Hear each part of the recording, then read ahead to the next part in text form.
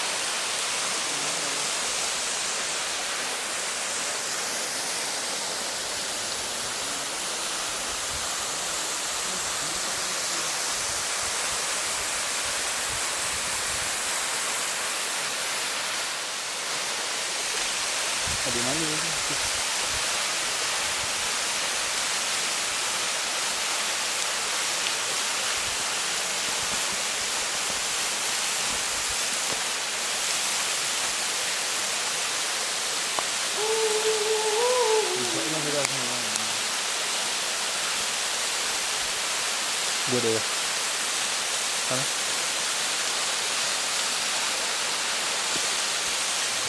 Jaalattotaa fi hordoftoota keenya bakkuma jirtanitti nageenyi Rabbi isin haa qaqqabu. Ana umman addaa ganda Haroosichi keessatti argamna. Gandi Haroosichi qabeenyota uumamaa kanneen akka bishaanii, fincaa'aa, laga Boongaa, holqa Boongaa kana fakkaata. Har'aaf dhufnee daawwachuu keenyaaf waan hedduu nama gammachiisaa turre. Obboleeyyan na wajjin dhufanii bakka kana nan daawwachiisanillee jazaa keessa Rabbi isiniif haa kaffalu. Warra jannata keessa maleekaan daawwachiistu Rabbi isin haa godhu. Amiin amiin. Hunduma keessanuu Rabbi isin haa kennu nama kadhanii yoo walaaqee baran Rabbi haa godhu. Ilaalatti bakka ilmi namaa itti waa qilleensa rahaan ijaa lafa magariisaa jaan. Lafa magariisaa kana dhufnee naannoo kana akkanatti daawwachuun hedduu waan namatti tolaa turre. Qabeenyota uumamaa kanneen lafti ofiitii fi biyyeen ofii qabdullee ittiin boonuun waan hedduu nama boonsaa turre. Biyyi Oromiyaa Jimmaan Abbaa Jifaar qabeenyota uumamaa lafti kun qabdi daawwachuu xiyyaaf abbaa kaameeraa Abdii Abditaa obboleessa biyyaa isa naa ergise waliin hedduu galatoomii jechuun hin barbaada. Kanaaf obboleeyyan qaqqaalii nageenyi Rabbi bakkuma jirtanitti isin haa qaqqabu.